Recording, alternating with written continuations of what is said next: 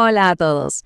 Para cualquier médico que esté ejerciendo en Chile, saber hacer un diagnóstico de situación de salud es, sin duda, una competencia clave. Y esto no es solo un trámite administrativo, ¿eh? Es la brújula que realmente guía toda la salud pública. Y claro, para quienes se preparan para el EUNACOM, este es un tema de altísimo rendimiento. Así que vamos a desglosar este proceso juntos. Bueno, entonces, ¿qué es exactamente un diagnóstico de situación de salud, o DSS? Pensemos en él como el proceso que nos permite pasar de la pura intuición a la evidencia sólida. Es el cimiento sobre el cual se construye todo en salud pública. De verdad, sin un buen diagnóstico, cualquier intervención que hagamos es como navegar a ciegas, sin mapa.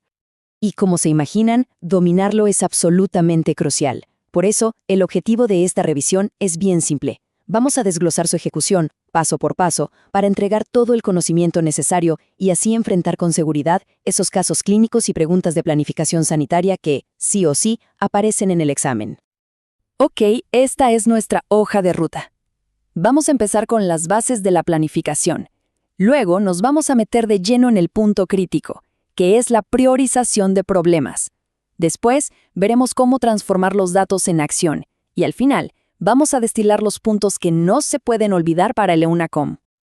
Muy bien, entramos de lleno en las primeras 3 fases. Miren, estas son el verdadero cimiento de todo el proceso. ¿Por qué? Porque la calidad de los datos que recojamos y, sobre todo, cómo planifiquemos esa recolección, va a determinar la validez de cada decisión que tomemos después. Un error aquí y se compromete todo el diagnóstico. Antes de meternos en el detalle, tengamos el mapa completo en mente. Son 6 fases, muy lógicas: planificar, recolectar, analizar, priorizar, recomendar y, finalmente, difundir. Cada una se va construyendo sobre la anterior, lo que crea un flujo de trabajo que es coherente y, muy importante, riguroso. Ahora, lo interesante de esta primera fase es su nivel de detalle. No se trata solo de decir, vamos a estudiar esto. No, hay que definir cuál es nuestro alcance. ¿Los adolescentes de una comuna, por ejemplo? ¿Quiénes van a estar en el equipo? Ojo, tiene que ser multidisciplinario. Y un punto fundamental, las consideraciones éticas. En Chile, esto es tan serio que podría requerir la aprobación de un comité de ética científica. En la fase 2, salimos a buscar los datos. Por un lado, tenemos los datos secundarios, que son nuestro punto de partida. Aquí, fuentes como el DEIS, el INE y los registros REM son el pan de cada día. Pero, ¿qué pasa si hay vacíos de información? Ahí recurrimos a los datos primarios para captar la perspectiva de la comunidad.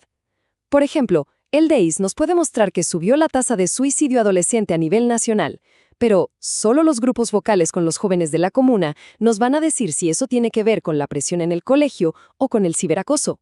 Se complementan. Y pasamos a la fase 3, que es como el cerebro de toda la operación. Aquí es donde los datos crudos se transforman en inteligencia sanitaria. No es suficiente con calcular la prevalencia, no. El punto crucial es interpretar esos hallazgos en el contexto de los determinantes sociales de la salud y, claro, contrastarlos con la evidencia científica y lo que nos dijo la comunidad. Bien, llegamos a la fase que es quizás la más estratégica y la más desafiante. Ya tenemos una lista de problemas de salud identificados. Ahora, los recursos son limitados. Hay que tomar decisiones. Y esta es la gran pregunta, ¿no? ¿Qué atacamos primero? ¿La enfermedad con mayor prevalencia, la más mortal, quizás la que afecta más a los grupos vulnerables? ¿O aquella para la que tenemos una solución clara y factible? Como ven, la respuesta no es para nada simple y necesita un método. Aquí es donde un diagnóstico que era descriptivo se vuelve estratégico. Usamos criterios objetivos. Magnitud nos habla de frecuencia, trascendencia, del impacto. Pensemos en años de vida potencialmente perdidos o AVADs. Vulnerabilidad, bueno, de si tenemos herramientas efectivas.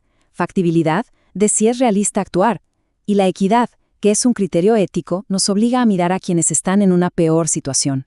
Y para aplicar estos criterios de forma sistemática, existen herramientas. Para el EUNACOM, ojo, no es necesario ser un experto calculando el método de Hanlon, pero sí es fundamental saber que estos métodos existen y que nos ayudan a transformar una decisión que es súper compleja en un proceso transparente y sobre todo defendible.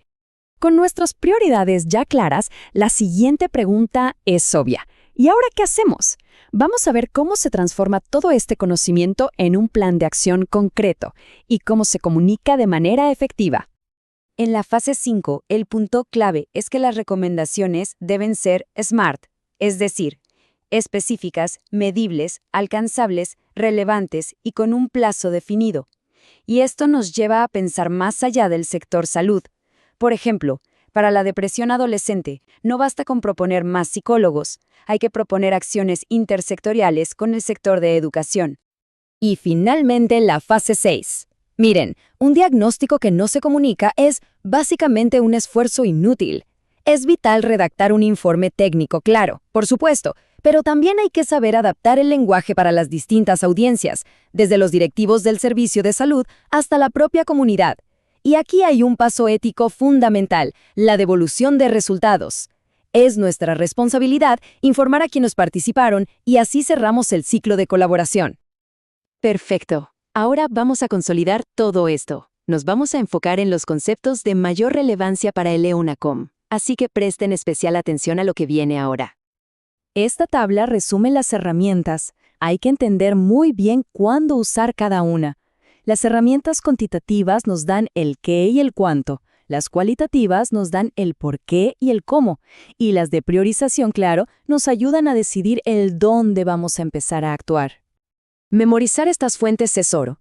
En un caso clínico del UNACOM, saber de dónde sacar la información sobre mortalidad, que sería del DEIS o del registro civil, la morbilidad aguda en atención primaria que la vemos en los REM, la prevalencia de crónicos que sale de la ENS o los determinantes sociales como la pobreza que el INE mide con la encuesta CASEN, saber esto puede ser la diferencia. Estos son los pilares teóricos. El EUNACOM no solo va a evaluar si se conocen las fases, sino la comprensión de estos conceptos que son transversales. Un buen análisis siempre va a considerar los determinantes sociales, va a involucrar a la comunidad y va a proponer soluciones que sean intersectoriales. Y aquí está la aplicación práctica, la conexión con la realidad.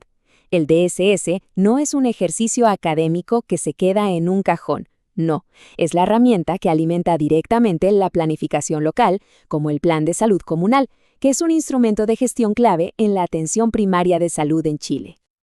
En resumen, el diagnóstico de situación de salud es mucho más que juntar datos. Es un proceso vivo, dinámico, que exige ciencia, colaboración y sobre todo un profundo compromiso ético con la reducción de las inequidades en salud. Para terminar, una reflexión. Si pensamos en una comunidad, por ejemplo, el área de influencia de un CESFAM que conocemos, ¿qué problema de salud salta a la vista? Y más importante aún, ¿qué criterio, magnitud, trascendencia, vulnerabilidad, factibilidad o equidad sería el argumento más potente para convertirlo en la prioridad número 1? Este ejercicio mental es en esencia pensar como un salubrista, y es justamente lo que permite dominar este tema para el EUNACOM.